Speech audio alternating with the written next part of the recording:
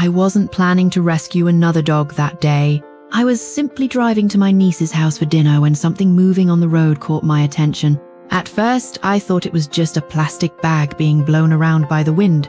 But as I got closer, I realized it was a tiny puppy running back and forth across a busy highway. Cars were passing in both directions, and every time one approached, the little dog would panic and run the other way. He looked completely lost, confused, and far too young to survive on his own. I immediately pulled my car over because I knew that if nobody stopped for him, it was only a matter of time before a vehicle hit him. To my surprise, the moment I stepped out of the car, the puppy noticed me and started running directly toward me. He didn't bark or hide. Instead, he followed me as if he had already decided that I was his safest option. Looking at his dirty fur and tired little face, I couldn't bring myself to leave him behind. Since I was already on my way to visit family, I carefully placed him inside the car and continued driving. The puppy settled down much faster than I expected. Instead of crying or trying to escape, he curled up and quietly watched everything around him. After arriving at my niece's house, I spent several hours there eating and talking with relatives. By the time I returned to check on the puppy, night had already fallen. I found him sleeping peacefully on a piece of tarp inside the vehicle, completely relaxed despite everything he had been through that day. Earlier, I had asked several people nearby whether they recognized him or knew where he came from, but nobody had any information. I also asked if anyone would be willing to adopt him, yet nobody seemed interested. The longer I looked at him sleeping there, the more obvious it became that he had nowhere else to go. Whether he had been abandoned or simply wandered too far from home, he was completely alone. In the end, I found a cardboard box, lined it with cloth, and decided to bring him home. As soon as we arrived, my dog Pudding came over to investigate the newcomer. The little puppy immediately became fascinated with her and followed her everywhere, but Pudding didn't seem quite as excited about making a new friend.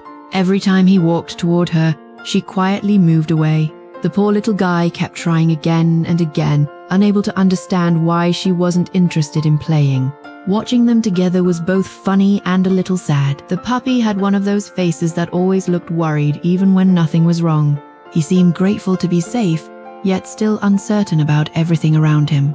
While they were figuring each other out, I focused on something more important. The puppy looked very young, and I wasn't even sure if he could eat regular dog food. To make things easier, I soaked some of Pudding's kibble in warm water until it became soft. When I placed the bowl in front of him, he immediately started eating.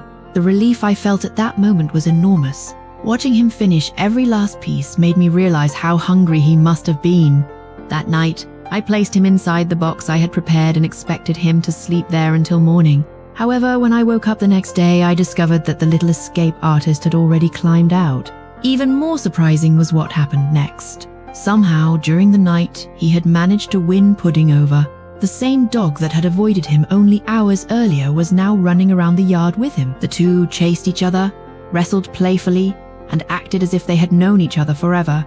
Despite being much smaller, the puppy was incredibly confident. He barked at Pudding, challenged her to play, and never seemed intimidated by her size. Pudding, to her credit, tolerated all of it with remarkable patience. For most of the morning, they played together until both dogs became exhausted. Later that afternoon, I found the puppy sleeping quietly by himself in a corner. After all the excitement, he looked completely worn out. I sat beside him and noticed little details that I hadn't seen before. The tip of his tail was white, and there was a small white patch around his neck. He wasn't a particularly beautiful dog, and he certainly wasn't some expensive breed, but there was something charming about him. Maybe it was the way he trusted people so quickly, or maybe it was because he had survived long enough to find help. The weather had become colder, so I picked him up and placed him back inside the box with a warm blanket. Within minutes, he was asleep again, safe and comfortable. As I watched him resting there, I couldn't stop thinking about how different his life might have been if I hadn't happened to drive down that road at exactly the right moment. Less than 24 hours earlier, he had been running through traffic with no food, no shelter, and no one looking out for him.